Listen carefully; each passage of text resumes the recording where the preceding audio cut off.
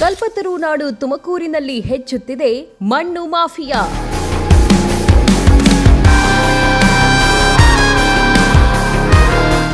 ಕನ್ನೇನಹಳ್ಳಿ ಕಟ್ಟೆಯ ಒಡಲನ್ನೇ ಬಗೆದ ಮಣ್ಣು ದಂಧೆಕೋರರು.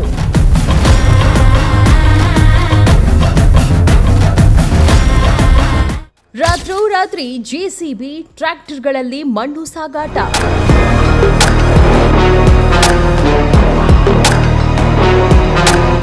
ಅಧಿಕಾರಿಗಳ ಕಣ್ತಪ್ಪಿಸಿ ನಡೆಯುತ್ತಿದೆಯಾ ಮಣ್ಣು ದಂಧೆ?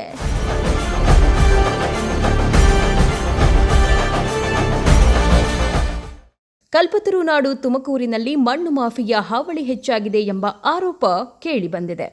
ಅಧಿಕಾರಿಗಳ ಕಣ್ತಪ್ಪಿಸಿ ರಾತ್ರೋರಾತ್ರಿ ಕೆರೆ, ಕಟ್ಟೆಗಳ ಒಡಲನ್ನೇ ಬಗೆದು ಮಣ್ಣು ಸಾಗಾಟ ಮಾಡಲಾಗುತ್ತಿದ್ದು, ತುಮಕೂರು ಗ್ರಾಮಾಂತರ ವ್ಯಾಪ್ತಿಯ ಕನ್ನೇನಹಳ್ಳಿ ಕಟ್ಟೆಯಲ್ಲಿ ಗ್ರಾಮಸ್ಥರಿಗೆ ಬೆದರಿಕೆ ಹಾಕಿ ಅಕ್ರಮವಾಗಿ ಮಣ್ಣು ತೆಗೆಯಲಾಗುತ್ತಿದೆ.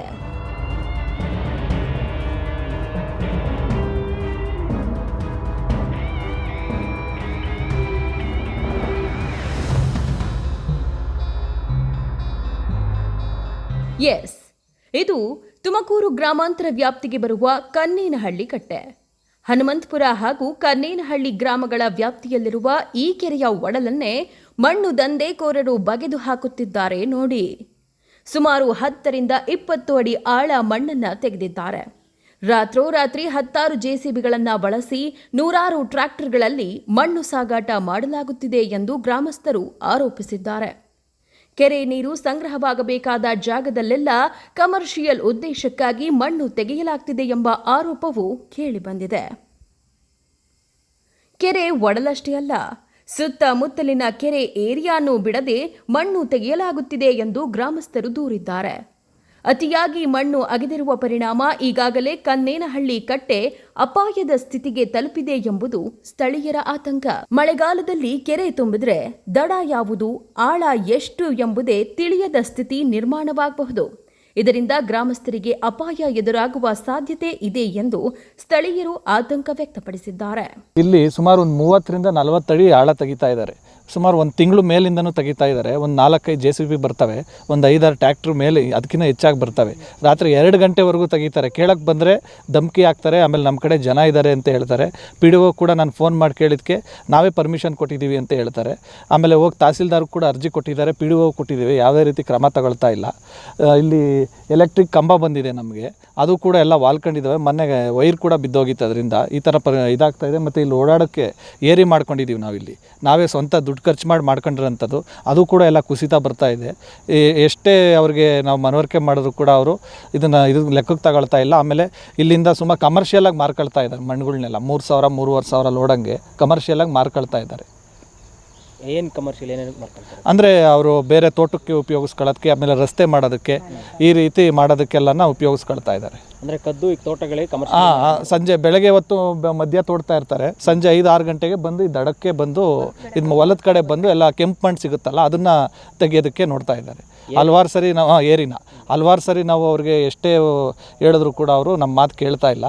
ಅದಕ್ಕೆ ತಮ್ಮಲ್ಲಿ ನಾವು ಮನವಿ ಮಾಡ್ಕೊತಾ ಇದ್ದೀವಿ. ಏರಿ ಏನಾದರೂ ಹೊಡೆದಾಕಿದ್ದಾರೆ? ಏರಿ ಕೂಡ ಹೋಗಿದೆ, ಏರಿ ಕೂಡ ಒಡೆದೋಗಿದೆ. ಅಲ್ಲಿ ಒಟ್ಟಾರೆ ನಿಮಗೆ ಸಮಸ್ಯೆ ತುಂಬ ಸಮಸ್ಯೆ ಆಗ್ತಿದೆ. ಮಕ್ಕಳು ಮರಿಗಳು ಕೂಡ ಇದ್ದಾರೆ, ಅವರು ಕೂಡ ಸ್ಲಿಪ್ ಆದರೆ ಇಲ್ಲಿ ನೋಡಿ ಎಷ್ಟು ಮಣ್ಣಿದು ಜಾರುತ್ತಿರೋ ಜನ. ಆಮೇಲೆ ದನ ಕುರಿ ಮೇಕೆಗಳು ತುಂಬ ಇದ್ದಾವೆ ಇಲ್ಲಿ ಹಟ್ಟಿನಲ್ಲಿ, ಅವು ಕೂಡ ನೀರು ಕುಡ್ಸೋಕ್ಕೆ ಬರ್ತಾರೆ. ಎಷ್ಟು ಸಮಸ್ಯೆ ಆಗುತ್ತೆ ಮುಂದೆ ಅಂತ ನಮಗೇನೆ ಭಯ ಆಗ್ತಾ ಇದೆ. ಅಷ್ಟು ಆಳಕ್ಕೆ ತೆಗ್ದಿದೆ, ಸ್ಟೀಪ್ ಹಿಂಗೇನೆ ಅಷ್ಟು ಆಳ ಒಳಗಡೆಗೆ ಹೋಗಿದೆ.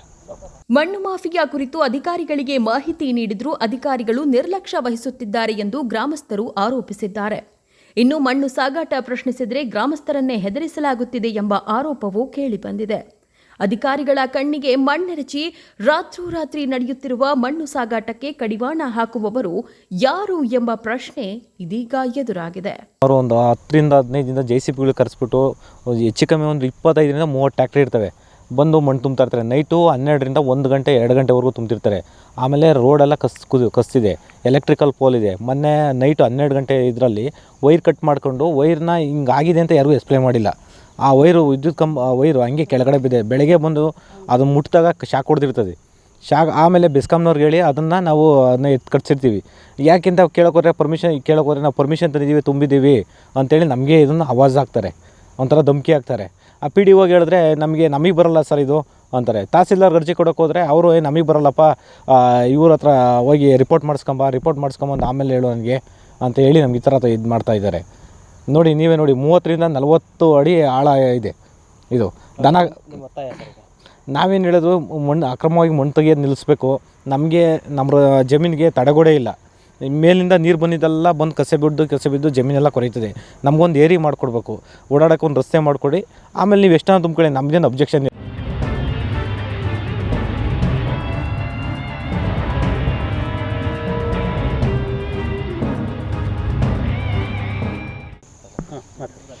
ನಮ್ದು ಇಲ್ಲೇ ಪಕ್ಕ ಮನೆ ಐತೆ ಸ್ವಾಮಿ. ಪಕ್ಕ ನಮ್ಮ ಮನೆ ಲೈನು ಕಟ್ಟೆ ಒಳಗೆ ಬಂದೈತೆ, ಜಮೀನು ಇಲ್ಲೇ ಇರೋದು, ಪಕ್ಕത്തെ ಜಮೀನು ನಮ್ಮದು.